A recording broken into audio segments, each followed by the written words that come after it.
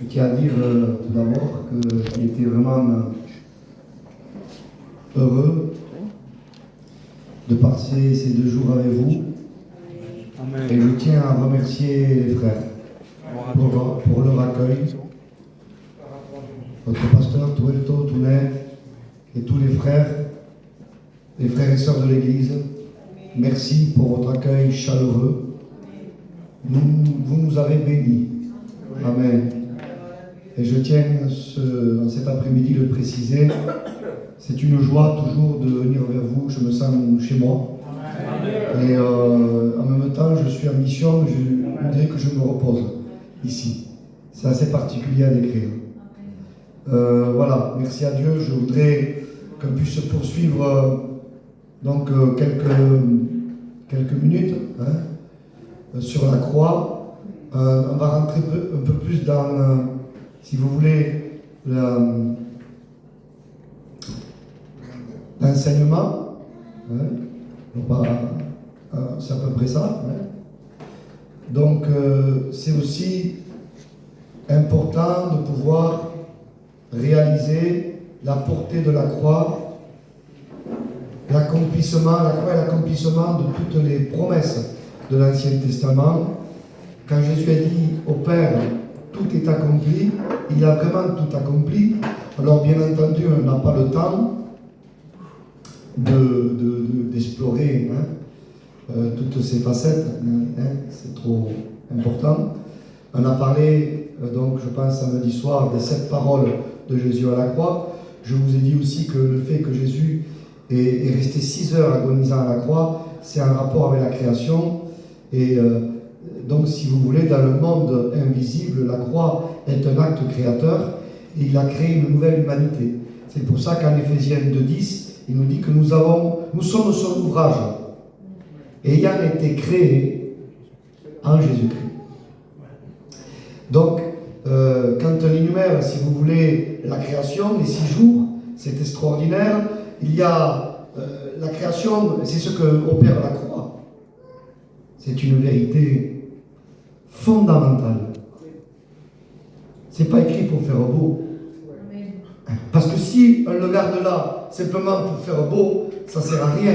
C'est quelque chose de vivant et d'agissant dans nos vies. La création, on pourrait, si vous voulez, la création physique, on pourrait l'énumérer ainsi: création, séparation, production. Quand on voit, Dieu crée, il sépare et la terre produit. Il ne peut pas y avoir de séparation, il ne peut pas y avoir de production s'il n'y a pas au préalable une séparation. Donc la croix nous crée, nouvelle naissance, elle nous sanctifie, elle nous sépare pour qu'on produise. C'est important. Et les séparations donc, sont le premier jour. Il sépare les ténèbres de la lumière, c'est la séparation au péché. Après, le deuxième jour, il sépare les eaux d'en haut et les eaux d'en bas. Les eaux dans la Bible, c'est la sagesse, le langage, ou de Dieu ou des hommes. Il y a les eaux d'en bas et les eaux d'en haut. C'est notre raisonnement. Il doit y avoir une séparation entre notre raisonnement, notre personnalité, notre caractère et celui de Dieu. Dieu veut nous séparer aussi. Et puis, troisième jour, il sépare la mer de la terre. La mer, c'est le monde. Séparation avec le monde. Donc les 3 séparations que opère la puissance de la croix, elle nous sépare du péché. Elle nous sépare de notre caractère. C'est progressif, Vous avez compris? Elle nous sépare du monde et des choses qui sont dans le monde.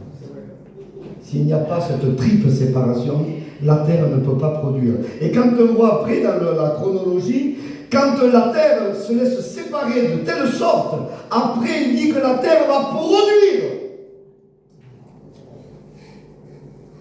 Il n'y a pas production sans séparation.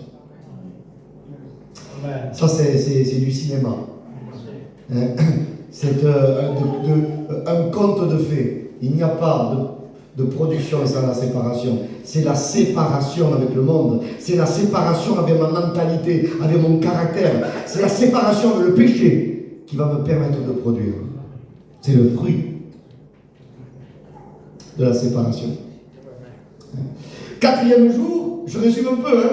Quatrième jour, il crée les luminaires. Oui, parce que quand on les séparait, un produit, et quand on produit, on devient un luminaire. Matthieu 5, verset 14. Vous êtes la lumière du monde. On ne peut pas être la lumière si elle n'est pas séparée. On ne peut pas être la lumière si elle ne produit pas. Si elle ne laisse pas le fruit de l'esprit grandir. S'épanouir en nous. On ne peut pas, c'est pas vrai. Ça aussi, c'est un conte de fées. Et les chrétiens qui disent trop vite, je suis une lumière. Mais quand parfois on les voit vivre, certains, ce ne sont pas des lumières. Loin de là. Donc on est la lumière du monde. Amen. Et qu'est-ce qui se passe après? Cinquième jour, je résume vite fait. Cinquième jour, de l'eau, Dieu crée les poissons et les oiseaux. Les oiseaux, c'est, si vous voulez, les auteurs. Où nous propulse la croix, les auteurs avec Dieu. Les poissons, c'est la profondeur. La croix nous permet de nous épanouir dans les auteurs, mais aussi elle nous permet de prendre de la profondeur. Parce que ce qui est caché doit être plus grand que ce qui est visible. Notre vie cachée doit être plus grande que ce qui est visible. Et je me l'approprie à moi cet après-midi. Ma vie cachée doit être plus grande que ma vie visible.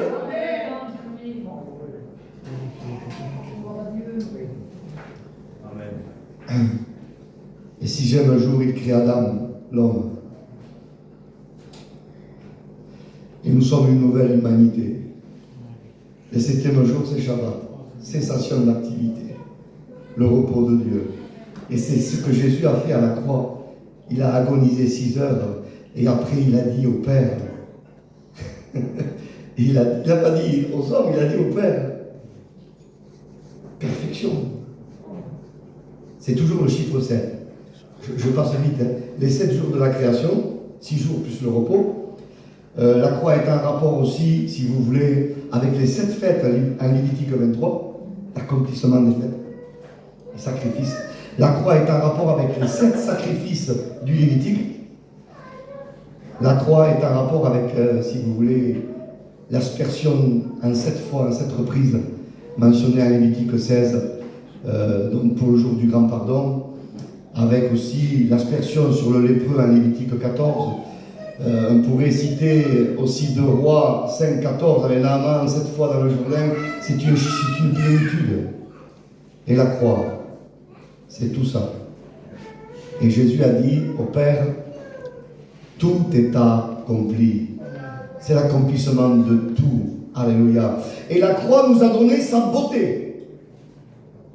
Nous sommes beaux aux yeux de Dieu par le sacrifice de la croix. Nous avons été rendus justice de Dieu.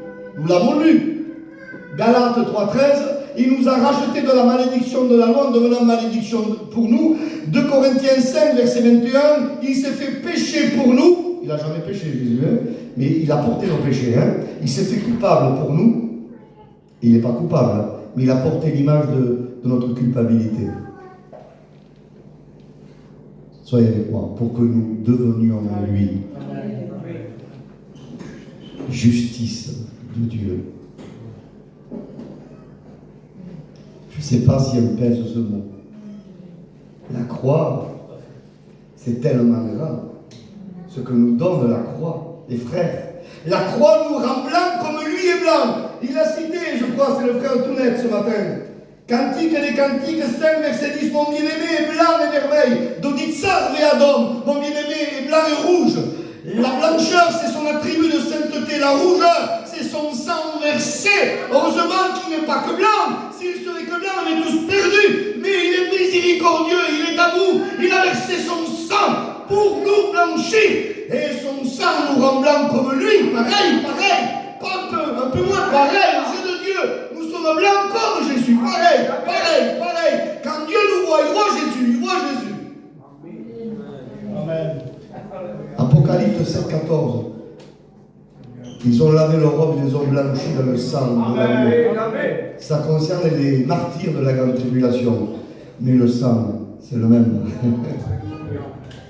C'est le sang de l'agneau. Amen. Il nous blanchit. Il dit, vous serez saints comme moi je suis saint. On calcule ça. La croix nous a donné sa sainteté à lui. Vous serez saints comme moi. La croix ne sanctifie pas partiellement. La croix ne blanchit pas partiellement. La croix ne justifie pas partiellement. C'est une plénitude de Dieu.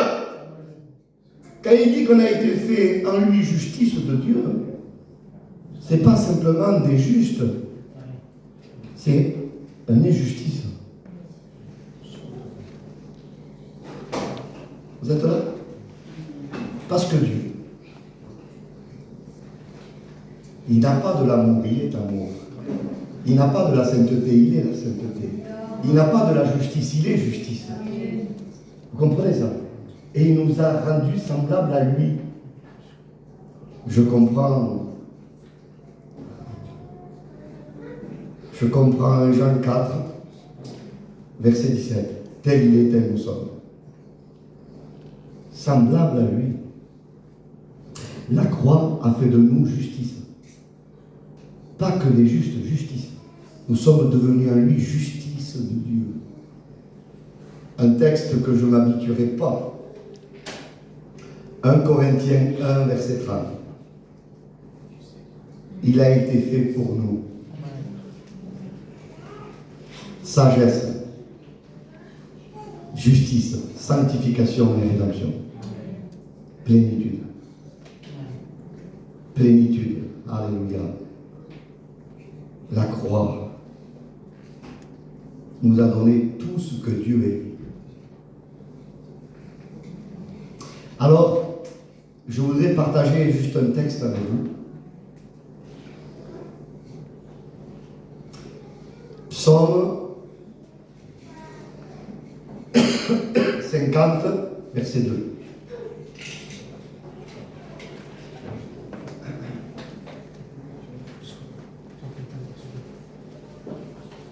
Souvenez-vous que Jésus a dit au Père, tout est accompli. Tout est plein, tout est rempli. Tout est payé intégralement.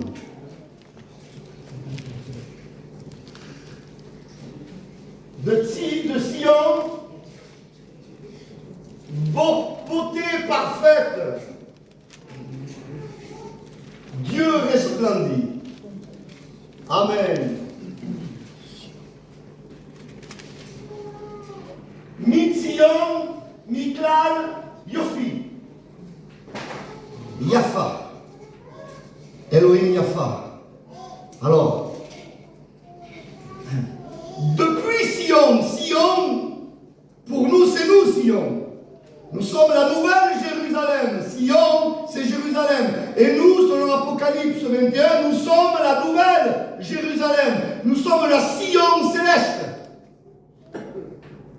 Et elle est appelée Miklal Yofi, beauté parfaite, une beauté qui dure. Ça vient du mot, si vous voulez, Kala, ce qui dure avec le temps, ce qui ne s'évanouit pas comme une douche, comme, si vous voulez, un nuage, comme une vapeur. Non, une beauté qui dure.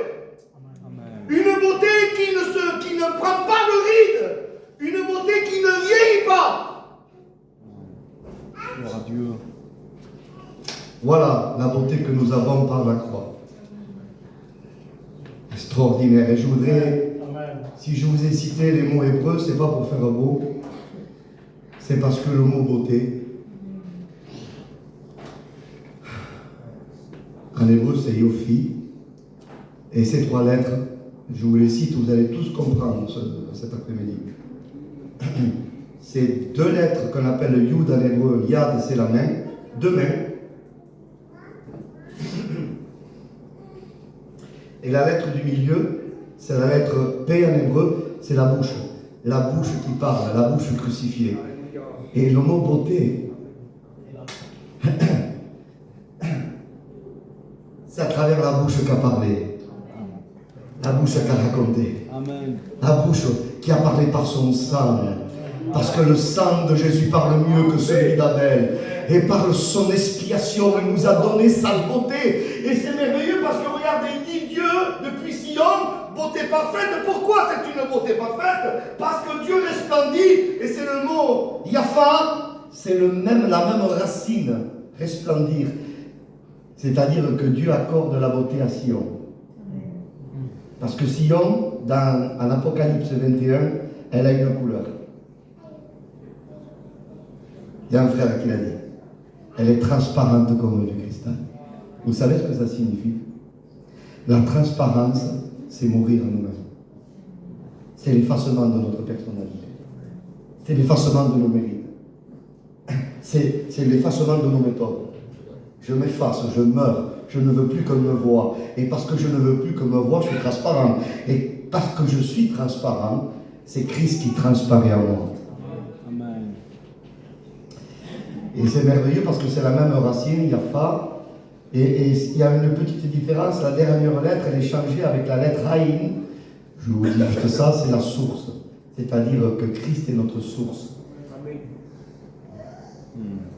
C'est la même racine, on pourrait prendre un autre texte. Psaume 45, verset 3.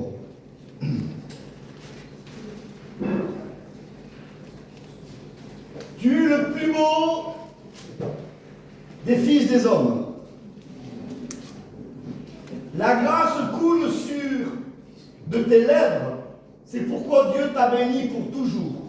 Il est question de Jésus, le Messie. Tu es le plus beau, vaillant guerrier. Bon, on remet celui-ci. Tu es le plus beau des fils des hommes. La grâce. Alors, il y a le mot grâce.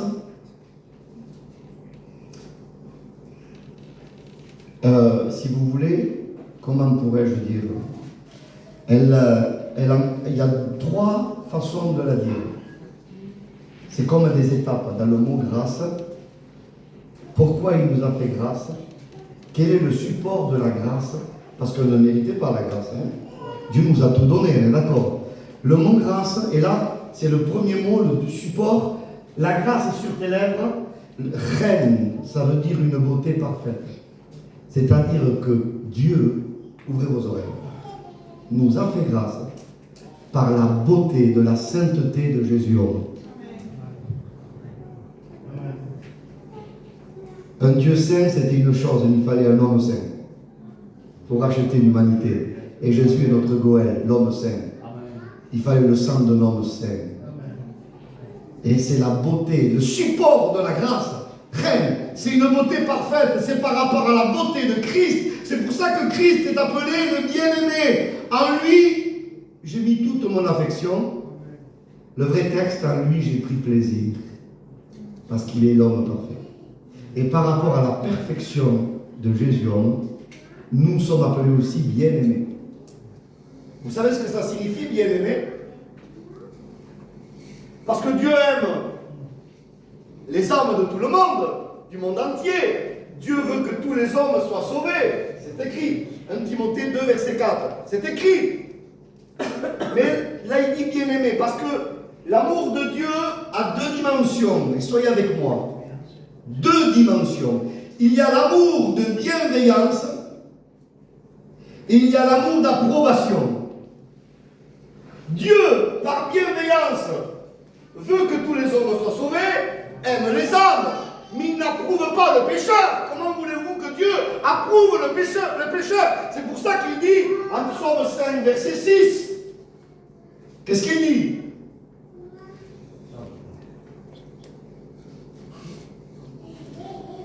Tu détestes tous ceux qui commettent l'injustice. Il est question de Dieu. Alors comprenez, il faut expliquer là. Dieu ne déteste pas leur âme, Dieu déteste leur vie. C'est important. Pareil, avec Malachie 1, verset 2 à 3, il a aimé Jacob, il a haï Ésaü. C'est-à-dire quoi? Ça veut dire quoi? Ça veut dire qu'il haïssait la vie d'Ésaü. Parce que Dieu, pendant sa préscience, connaissait déjà. Romains 9, verset 13 nous le rappelle, c'est le même mot, c'est pareil. Si vous voulez. Il va dire, Hébreux 1, verset 9, tu as aimé la justice, mais tu as eu l'iniquité. Habakkuk 1, verset 13 nous dit que les yeux de Dieu sont trop purs pour voir le mal. Il ne peut pas voir l'iniquité. C'est pour ça que le psalmiste va dire, Psaume 139, verset 22, des questions de perfection. Hein?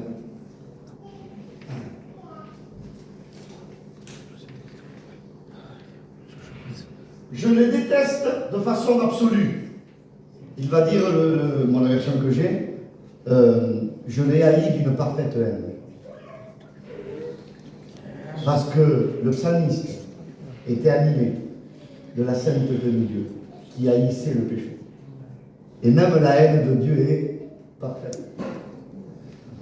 Alors, on va comprendre un peu mieux la thématique, on comprend un peu mieux Luc 14, verset 26, il me semble. Si quelqu'un vient à moi sans me préférer à son père, à sa mère, à sa femme, à ses enfants, à ses frères, à ses sœurs, et même à sa propre vie, il ne peut pas être mon disciple. Cette traduction, elle est très gentille, elle est comme la mienne. C'est haïr le mot, c'est pas préférer. C'est vraiment le mot haïr. Ça veut dire quoi? Vous comprenez très bien que le Seigneur ne veut pas qu'on haïsse nos familles, même qui sont dans le monde. On aime leur âme, on veut leur salut, mais on doit haïr leur vie. Et je voudrais transmettre à l'Église quelque chose à cet après-midi. Vous voulez sauver vos bien-aimés? Haïssez leur vie. Plus vous haïrez leur façon de vivre, plus vous serez des témoins pour qu'ils soient sauvés. Nous ne mélangeons pas. Certains, sous le drapeau du témoignage, font tout et n'importe quoi et se mélangent avec le monde. On ne sauvera personne comme ça. On ne sauvera personne. Jude 1, verset 23 dit, haïssez jusqu'à la tunique, souillée. Vous imaginez une tunique? Mais comment, Michael? Mais non, il ne faut pas le voir littéral, ça. Il ne faut pas le voir littéral. Moi, écoutez, la Bible me le dit, je le crois. Amen. Et prenez-moi pour un fou, tant pis. Parce qu'il y en a qui sont toujours, ils veulent discuter avec la Bible. La Bible me dit que je dois haïr même le linge. Le linge souillé. L'endroit souillé. Il y a des endroits mal appropriés. Il y a des endroits où c'est malséant à un chrétien. Il y a des façons même de communiquer avec certaines personnes qui sont mal appropriées. Ne jetons pas nos perles pour soi.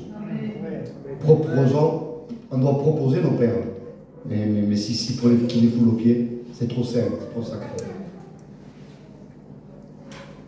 C'est tellement important. Donc, vous comprenez, on doit haïr même notre propre vie. Qu'est-ce que ça veut dire, les frères?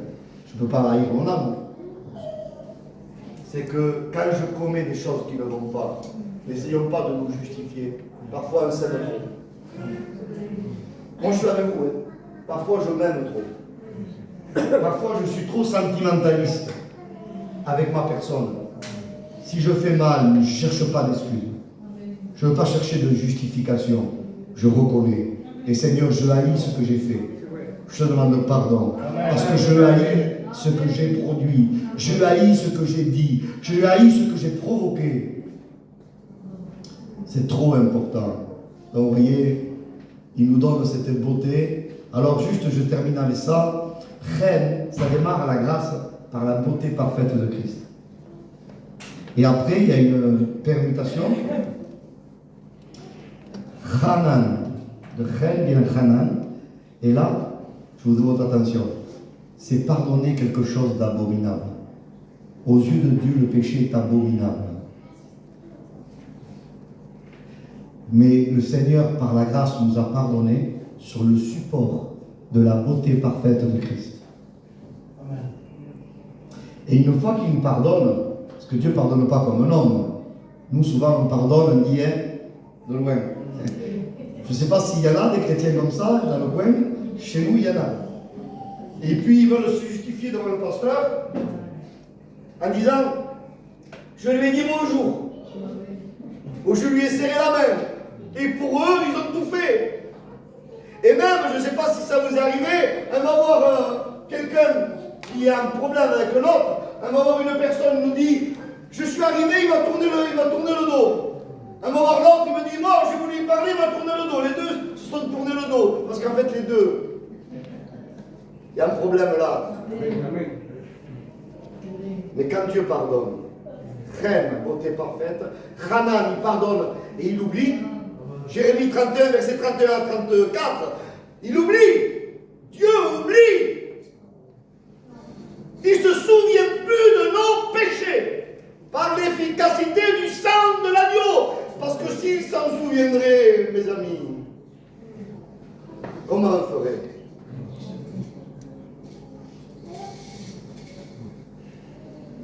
Il ne se souvient plus. Et quand il y a ce pardon, vous êtes avec moi? Quand il y a ce pardon, il y a le mot Hana. Après, vous savez ce que ça signifie? Un Dieu qui s'incline et qui habite. Parce que quand Dieu pardonne, il ne veut pas une communion à distance. Il dit, je veux manger avec toi. Amen. Je veux vivre avec toi. Amen. Et c'est ce qui s'est passé du temps de Moïse. La beauté parfaite de l'ange de l'Éternel, la révélation de Dieu incarné à Moïse, parce que le buisson ardent, c'est Jésus. Le buisson, c'est l'humanité. Le feu, c'est la divinité. Il y a toute l'incarnation là, l'incarnation du Fils de Dieu. Et il dit, je suis. Et il y a les 7 je suis de Jésus dans l'évangile de Jean. Il est le Verbe être incarné. Et par rapport à cette beauté, Dieu pardonne à Israël. Et une fois qu'il a pardonné Israël, vous êtes avec moi? Il dit, c'est même pas venu à l'esprit de Moïse ça. C'est pas Moïse. Parce que pour Moïse, je suis sûr que c'était le programme. Moïse voulait que Dieu l'accompagne dans les batailles. Mais eux, ça aurait été très bien d'un Dieu au ciel et qui pourra pour eux. Mais l'amour de Dieu va plus loin. Et c'est Dieu qui dit à Moïse, Moïse, je veux habiter avec vous. Hana. Parce qu'il y a eu Reine, la beauté parfaite. Il y a eu le Hanan, le vrai pardon. Maintenant, je m'incline et je veux habiter avec vous. Fais-moi une tente comme vous avez là. Et ça, on est devant l'incarnation de Jésus. Il est venu tabernacle. Il s'est fait chair pour habiter parmi nous. Amen. Maintenant, il habite à l'intérieur de nous. Il y a toute la progression et l'approche de la divinité. Soyez avec moi quelques instants de plus. L'approche de la divinité. Dieu le Père, c'est Dieu pour nous. Parce qu'il a conçu un plan de salut. Dieu le Fils est Emmanuel, Dieu avec nous. Et par le Saint-Esprit, Dieu en nous. Amen. Dieu pour nous, amen. Dieu avec nous. Et Dieu en nous. Amen. Même avec nous, ce n'était pas assez proche pour lui. Pourtant, avec nous, c'est bien, non? À côté de mon frère. Et Dieu dit, je t'aime trop. Je veux rentrer en toi. Je veux vivre en toi. Amen. Je veux faire de toi le temple du Saint-Esprit. Amen. Et nous sommes le temple et la maison de Dieu. Il nous a donné sa beauté. Alors, juste je dis ça, tu es le plus beau des fils de l'homme. Je termine avec ça, hein, je ne vais pas vous embêter. Hein. Ça démarre toujours de 3 lettres. Alors la première lettre, je vais doucement. Psaume 52, on a dit, Yofi, la beauté que Dieu transmet à Sion, Sion c'est nous. C'est les 2 mains crucifiées avec la bouche. Jésus est la bouche de Dieu, la parole, qui parle. Après, il resplendit, c'est Yofi, c'est la main, c'est la bouche. Et la dernière lettre nous donne un autre aspect, c'est la source, Haïm. Haïm, c'est les yeux et la source. C'est-à-dire Dieu nous voit. Et le fait qu'il nous voit, il a la source pour répondre à nos besoins. Tout ce qu'il voit en toi, il peut répondre. Tous les besoins qu'il voit en toi, il peut répondre. Parce que là, l'agneau glorifié à l'Apocalypse 5, il a les 7 yeux Mais il a les 7 cornes. Les 7 yeux, c'est son omniscience. Il sait tout. Mais il a les 7 cornes, son omnipotence. Et les cornes, c'est la puissance. C'est-à-dire que les cornes accompagnent ses yeux. Tout ce qu'il voit, il a la puissance de l'agir. Amen. Il ne peut pas te connaître. Il peut tout. Et il sait tout. À Dieu. Amen. Amen. La source. Amen. Et dans le dernier texte qu'on a lu, c'est le plus beau. Yofi toujours, mais la dernière lettre, c'est la lettre Ré, c'est la lettre du souffle de Dieu, de l'Esprit de Dieu. Alors là, les mains du crucifié, la source qui nous désaltère est l'Esprit qu'il envoie sur nos vies. Amen. Et ce matin, je vous donne le crier haut et fort. Sortons de la force humaine, sortons du légalisme charnel, sortons de là. Habakkuk 1, verset 11, nous dit sa force à lui, voilà son Dieu. Il ne faut pas que tu aies pour Dieu ta force à toi. Zacharie 4, verset 6, ce n'est ni par la force, ni par la puissance humaine, mais c'est par son esprit. Habakkuk 3, verset 4. C'est comme l'éclat de la lumière, des rayons partent de sa main. C'est là que réside sa force cachée. Le vrai texte, dans certaines Bibles n'ont pas traduit. C'est une force cachée. C'est la force de l'expiation du Messie qui était cachée, mais qui a été révélée. C'est de sa force à lui que nous voulons. Amen. Amen. Béni soit Dieu. Voyez d'où vient la grâce. Elle est parfaite. Donc il nous a donné sa beauté, sa main, de sa main sa source, de la source l'esprit, son souffle. Que son souffle anéantisse en nous ce qui est en rébellion contre lui. Il dit qu'il détruit l'impie par le souffle de sa bouche. Que le Seigneur détruise notre méchanceté charnelle parfois. Nos idées préconçues, nos orgueils. Oh, moi je suis avec vous. Que son souffle détruise, que son épée transperce, tue en moi ce qui est en rébellion contre lui. J'ai besoin d'être transpercé par la croix.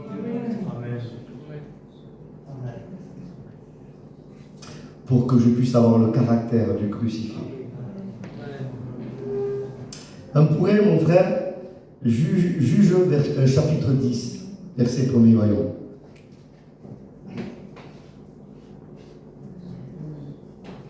Je vais bientôt terminer.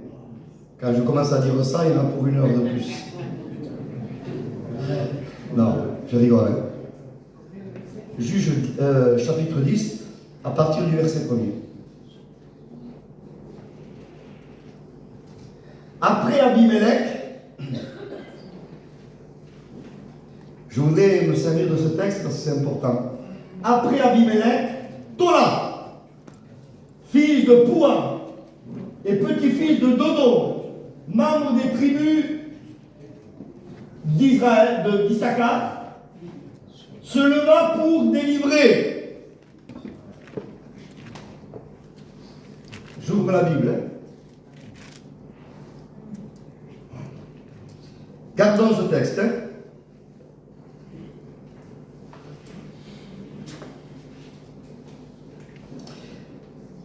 Parce qu'avant lui, Juge 9, verset 22, il parle après Abimelech. Regardez la différence. On pourrait en faire une réunion pastorale, c'est ce que je veux dire. Abimelech avait dominé 3 ans sur Israël. Abimelech a dominé sur Israël. On revient sur Tola, chapitre 10, verset 1er. Tola, fils de Poua, se leva pour délivrer Israël. C'est pas pareil. L'autre a voulu dominer. Et l'autre a délivré Israël. On a besoin des leaders qui délivrent plutôt qu'ils dominent. Amen. Alléluia. Que Dieu suscite des hommes. Amen. Qui sont là pour délivrer, pas pour dominer. Et pourquoi? Parce que c'est Tola qui délivre Israël. Et Tola, ça veut dire le ver de terre. Psaume 22, c'est un psaume messianique. Il dit, je suis qu'un verre, je ne suis pas un homme qu'un verre. C'est Jésus qui parle. Je suis un tola. C'est l'humilité de Jésus. L'humiliation du crucifié. Ce tola, il est spécifique, ce tola, parce qu'il donnait naissance à sa progéniture. Vous savez ce qu'il faisait? La maman tola, elle s'accrochait à une branche, elle savait qu'elle allait mourir. Sur la branche, elle ne décrochait pas de la branche et elle mourait en donnant vie à ses enfants. Et quand ses enfants naissaient, la couleur de Tola, et elle en a fait le cramoisi dans le tabernacle. Ça venait de la couleur, on appelle ça Tola Shani, la couleur du Tola, le rouge Tola, qui avait la couleur du sang artériel, véritablement. Et puis, dès qu'elle donne naissance à ses enfants, elle mourait et toute la couleur rouge tombait sur ses enfants. C'est ce que Jésus a fait. Et les hommes religieux, ils étaient sur la branche de la croix, attachés à la croix. Et qu'est-ce qu'ils voulaient? Le diable, à travers les religieux, disait oh, Tola, par excellence, descends de la croix, décroche-toi de la branche. Parce que je sais que si tu restes dans la branche, tu vas donner de la progéniture. Jésus a dit, si le grain de blé qui est tombé à terre ne meurt pas, il ne portera pas du fruit. Mais s'il meurt, il donnera beaucoup de fruits. Jésus a été ce temps-là. Il est resté sur la branche de la croix. Il nous a imbibés de son sang. Et après, les enfants se nourrissaient du corps de la maman. Et Jésus dit, mangez mon corps et buvez mon sang. Amen. Un peu le remettre. Un veut avoir le caractère de l'agneau. L'humilité de Christ, le Tola. Pour qu'on puisse être des gens qui délivrent. Il dit le témoin véridique délivre les âmes. Il ne domine pas, il délivre. Amen. Amen. Il délivre. Oh, je veux me faire tuer. Mais dans le futur, il y aura des leaders qui se lèveront, ils domineront plus que ceux qui délivre. Ils se lèveront pour dominer. Et là, le commencement de la fin.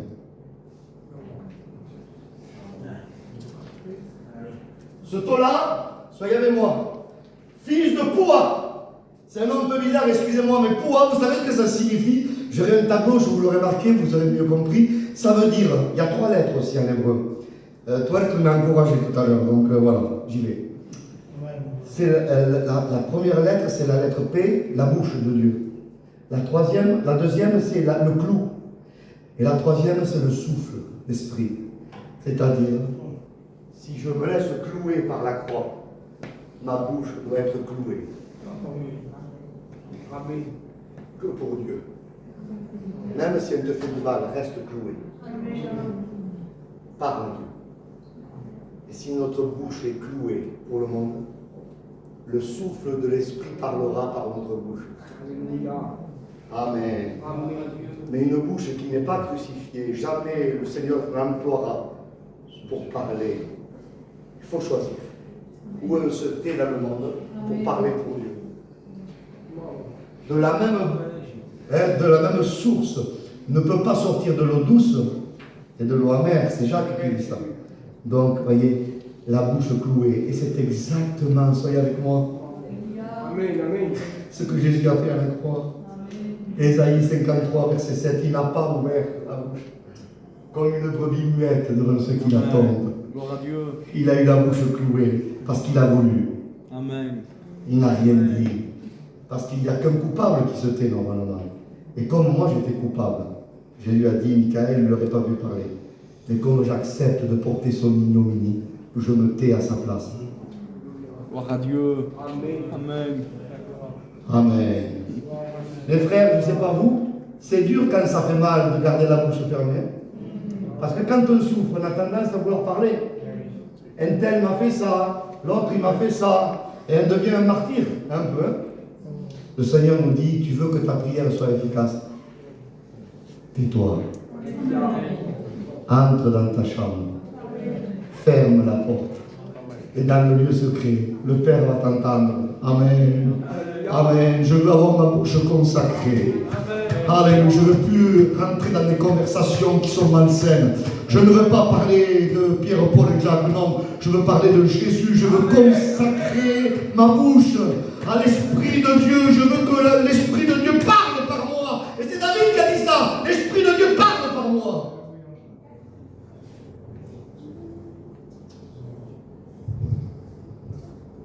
Le caractère du tolérant.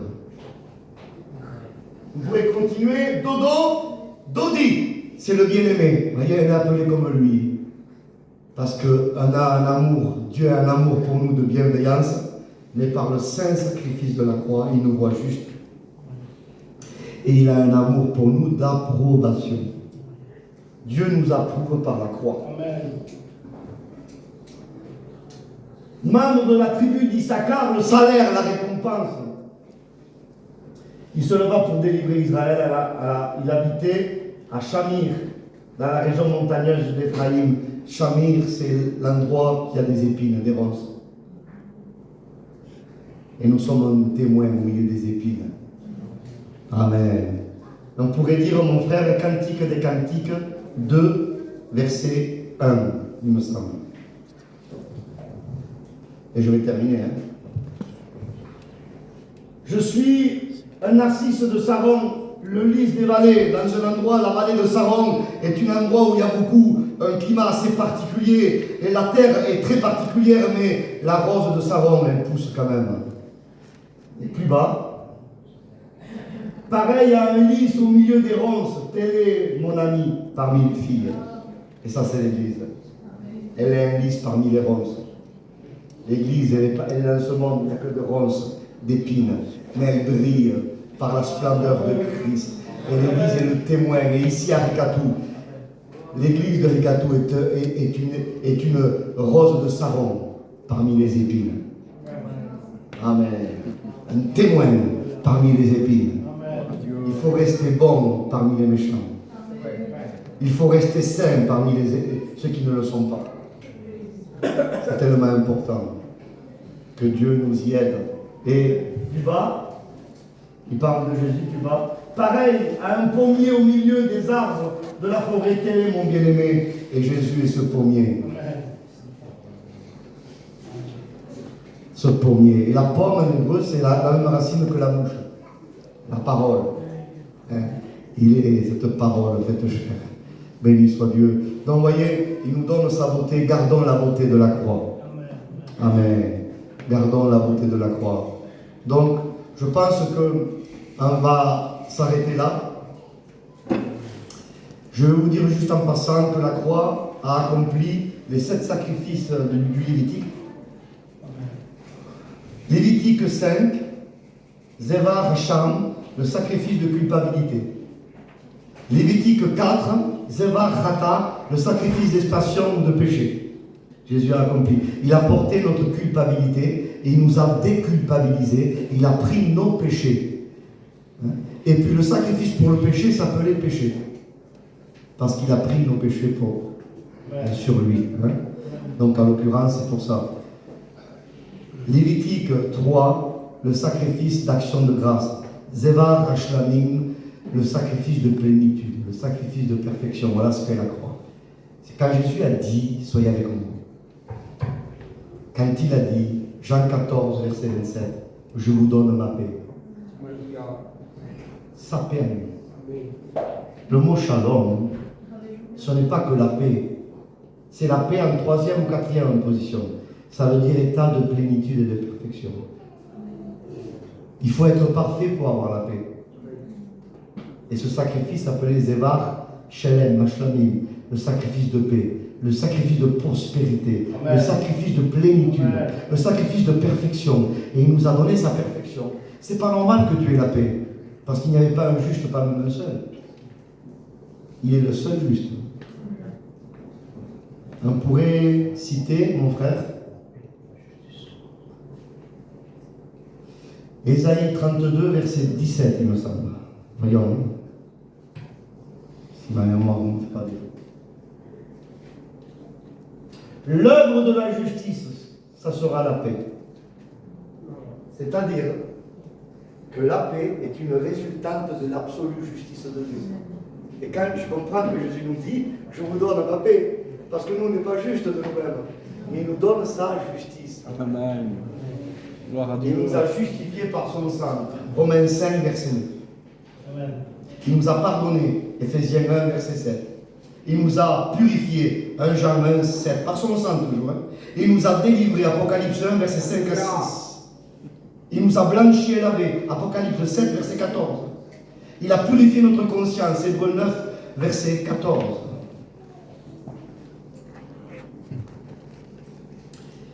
Donc, voilà ce que opère la croix.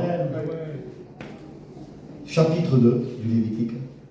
On est devant l'offrande qui est appelée Korban et Mincha. Je dis juste ça. C'est les 7 sacrifices, ou offrandes, mélangées. Mincha, ça veut dire offrande d'équilibre. La croix nous a équilibrés. Il y a un équilibre aujourd'hui, parfois, on parle que d'équilibre. Il faut être équilibré. Alors vous savez ce que certains disent? Il faut être équilibré. Un mot dans les choses du monde, on est équilibré. Hein? Pour eux, l'équilibre, c'est ça. Quand ils sont dans le mariage du monde, c'est comme des mondains.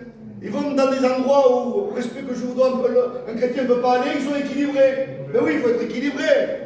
Ça, c'est le déséquilibre de la chair. Amen. L'équilibre de l'évangile, c'est tout donner à Dieu. Amen. Et vous savez ce que c'était? Mincha, c'est l'offrande de fleurs de farine. La farine, c'est la Bible. C'est le pain.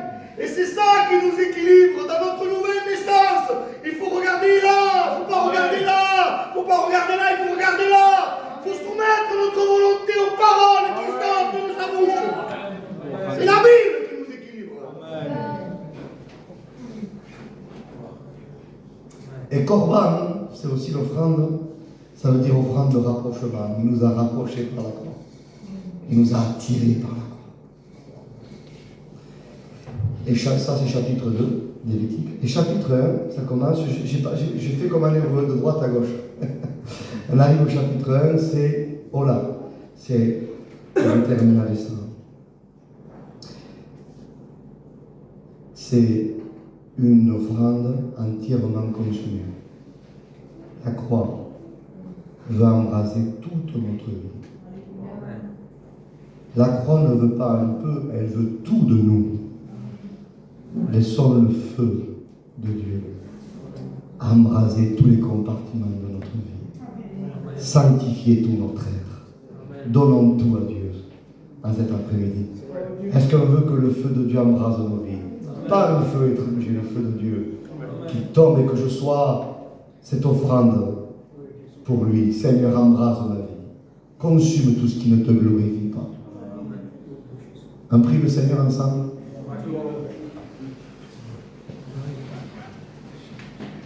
Tu nous accordes ta beauté et ta splendeur. Seigneur, et toi tu t'es donné entièrement. Tu as été cette offrande entièrement consumée. Et que le feu de ton esprit, que le feu de ta grâce embrase mon esprit, embrase mon âme, embrase, Seigneur, mes pensées, embrase mes sentiments, embrase aussi mon corps, Seigneur, que mon corps soit offert un sacrifice vivant. Au nom glorieux de Jésus. Merci, Père. À toi la gloire. Amen et Amen. Amen.